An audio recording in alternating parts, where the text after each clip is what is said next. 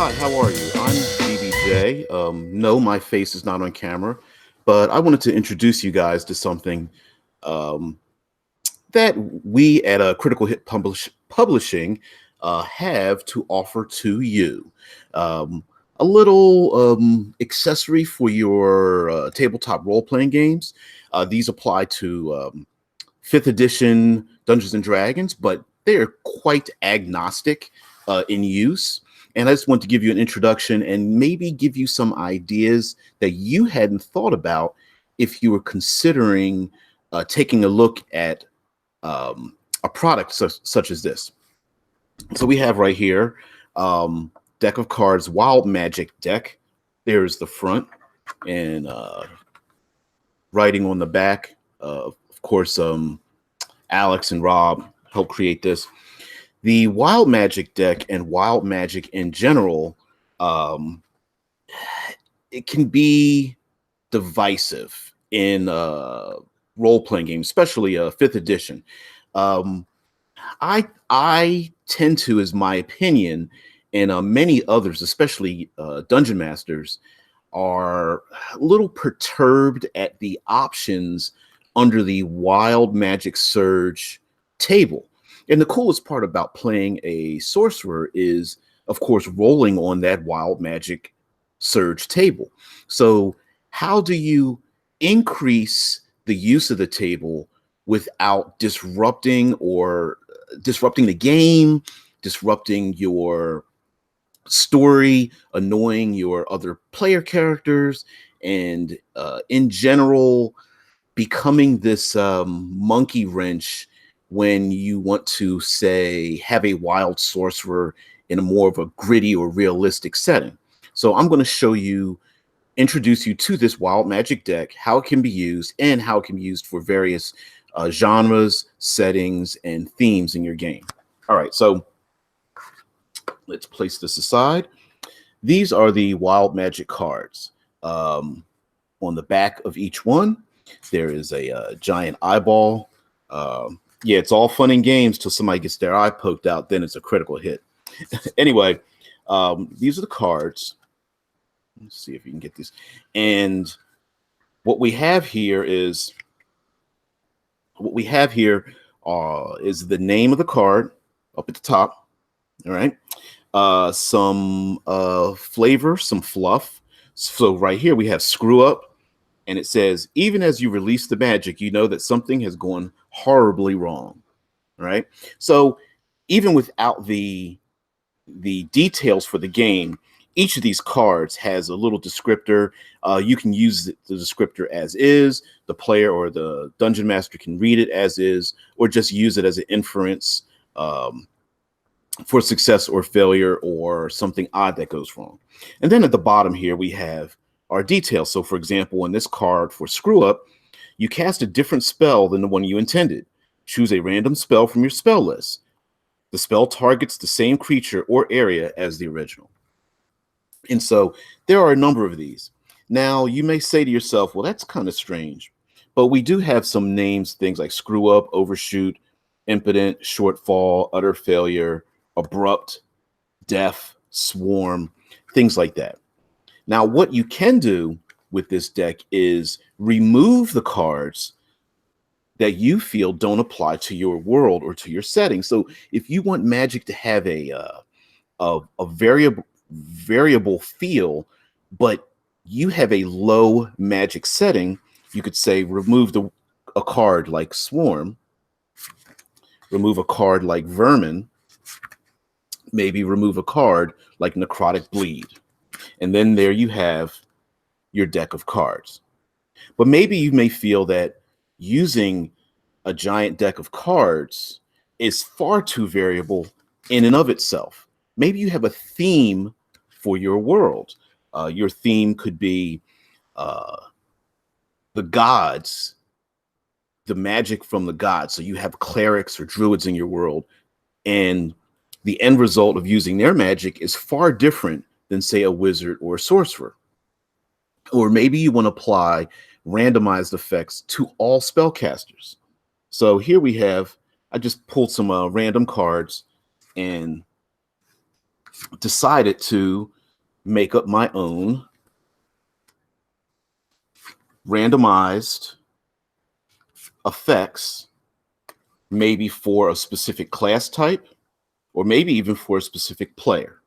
So here we have a number of cards: Arcane Lag, Anti-Magic Surge, Boosted, Drained, Anti-Magic Strike, and Magic Drain.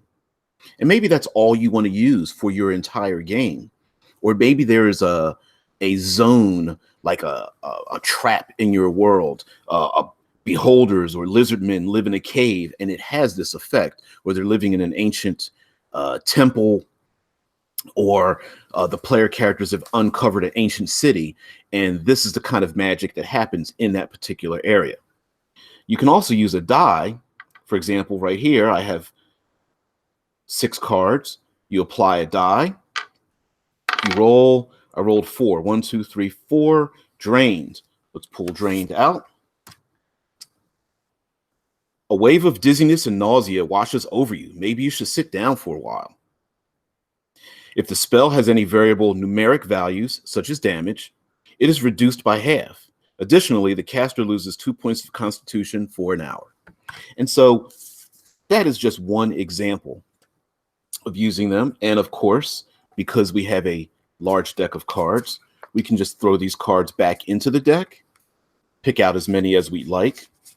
Also, just to let you know, that's many of the more minor effects have more cards.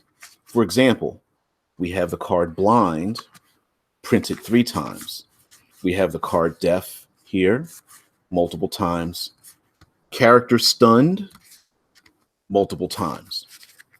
So there's a greater chance of pulling the more minor effects versus withdrawing many of the cards that have the more variable or dangerous or exotic effects. Again, maybe you have a particular class type or an idea for a character. And again, I picked 6 cards. We have Double Surge, Boosted, Potent, Failure, Weakened, and Drained. And if you notice how I did this, let me readjust these again. You notice how I did this. I decided to go with 3 positive cards and 3 negative cards. All right. So on the positive side, I picked Double Surge, Boosted, and Potent. And then on the negative side, I picked Failure, Weakened, and Drained. Sorry about the camera. Sometimes it zeroes in, sometimes it doesn't. I do feel that if you're watching this, that it is a little bit a little fuzzy. So I'm hoping that it just doesn't extend too long into this this review of sorts, uncovering. And again, by picking these 3, there's also the possibility of using these instead of rolling a single die and having a random effect.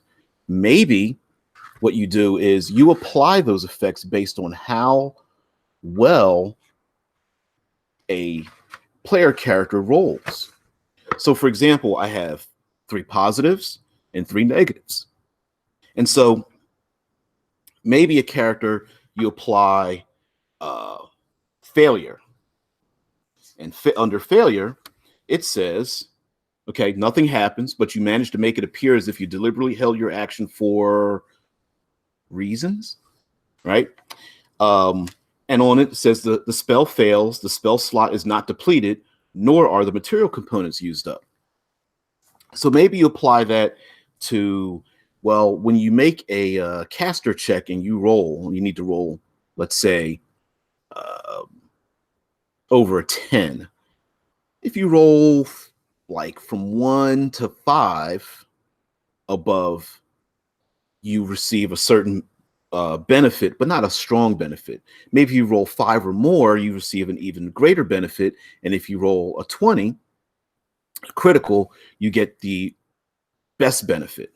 Again, with the weaknesses or the not weaknesses, the limitations, let's say you need to roll your DC is 10. If you roll between 1 and 4 below it, you get a minor effect such as failure. If you roll like 5 or greater, a number 5 or lesser than what you need to beat the DC. So let's say you roll a 4, so that's like 5 or more greater, then you have an additional disadvantage on yourself. And then if you roll a natural 1 or a critical failure, you have another one. So you have 6 options here. A natural 20, rolling 5 or more than you need, rolling within 1 and 4, failure within 1 and 4, rolling 5 or more, or rolling a natural 1. I know that may sound kind of complicated if you're a new player, but just bear with me on this. If you've come this far, I'm pretty sure you get it. All right. Let's go again with a couple more. I'm going to go quickly through some. Oh shit! Quickly through some examples here. So here we have next to each other, we have earth, air, fire, and water. And these are examples of using some of the cards. Maybe you have a character who is an elementalist and specifically wants to have an elemental feel to their spell casting. You may use these cards to enhance that. Let's say they are an elemental caster of air. For example, this one says a howling cyclone swirls up around you and explodes violently outward, hurtling dust, debris, and anyone unfortunate enough to be near you. And the game effects are: you inadvertently open a momentary portal to the plane of air. The howling blast of wind knocks you prone and forces everyone within 20 feet of you to make a dexterity saving throw, DC 15, or get knocked prone as well. So if you notice, this one not only affects you, but affects those around you. It may affect your enemies and allies. So this card may not be a benefit or a penalty. It just may be something, an obstacle. It is a randomizer. It is something that you can add into the game. And so therefore, if let's say you have a character who is an elementalist of, let's say, earth, the other 3 effects may be things that they do not desire, but they really do want the elemental air of earth. So you can apply a roll, maybe roll a d4. If they succeed on their spell check, they receive the elemental earth because they are an earth character. If they fail, they receive one of the following 3. You can do any of these. Also, you can apply these cards to the environment as well. For example, we have water here. You inadvertently open a momentary portal to the plane of water. A 10-foot diameter sphere of water appears centered on you. Everyone within 5 feet of you must make a dexterity saving throw, DC 15, or get pushed 40 feet away from you. Now, this effect could come up in the environment when someone casts spells. So a failure to cast spells automatically summons maybe an elemental effect. Let's place them with our big, giant stack here. All right, we have ourselves cards. Oops, let's center this out here. Necrosis, Necrotic Bleed, Target Stunned, Magic Drain. Maybe you want to play a sorcerer or other magic class, and you want a specific theme. So you want to play a sorcerer, but you want to play necromantic sorcerer. Maybe you have vampiric blood, or your family line has come from a necrotic line of undead and ghosts, or maybe you were cursed from birth and you have a birthmark that sets you close to the negative material plane and the plane of, or a plane of death, or something of that nature. Doesn't matter.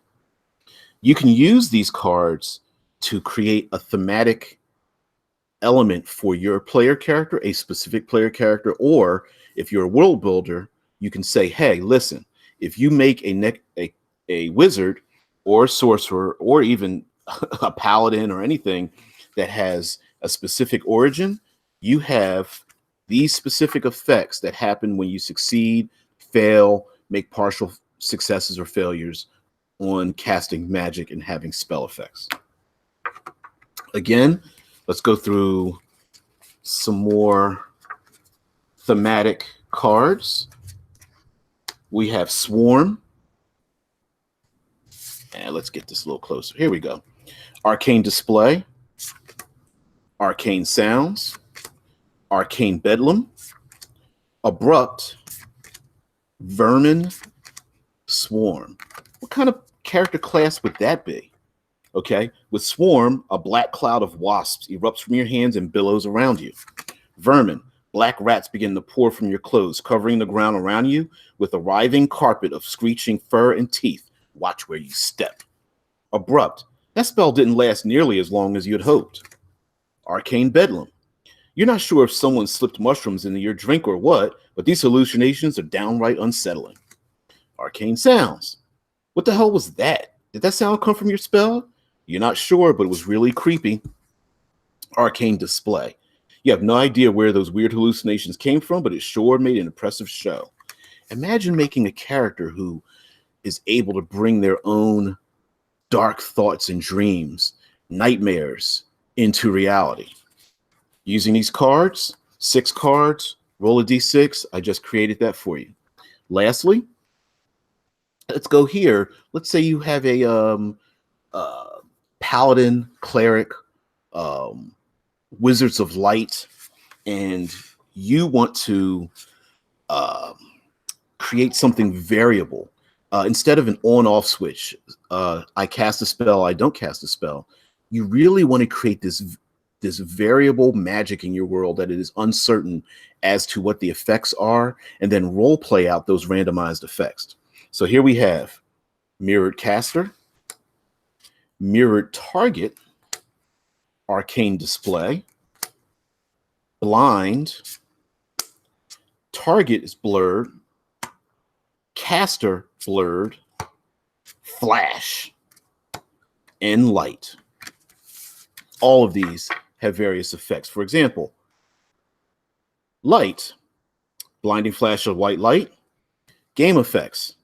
You inadvertently open a momentary portal to the plane of positive energy.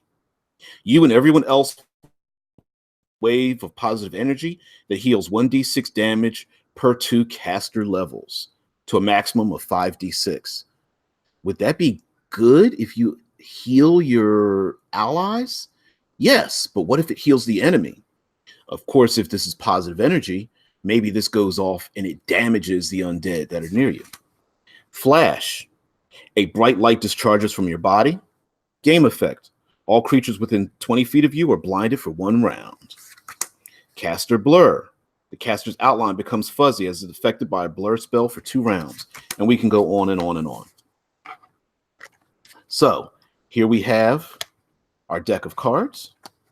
You can pick, choose, use them to modify the environment, create hazards, apply these effects to your villains. Maybe they have unstable magic. Maybe you have magic items and you want to apply variable effects to them. For example, your fighter picks up a wand and you want them to be able to use the wand, but they don't have the ability to control it. Sure, use some of these cards. And lastly, we have our introduction card.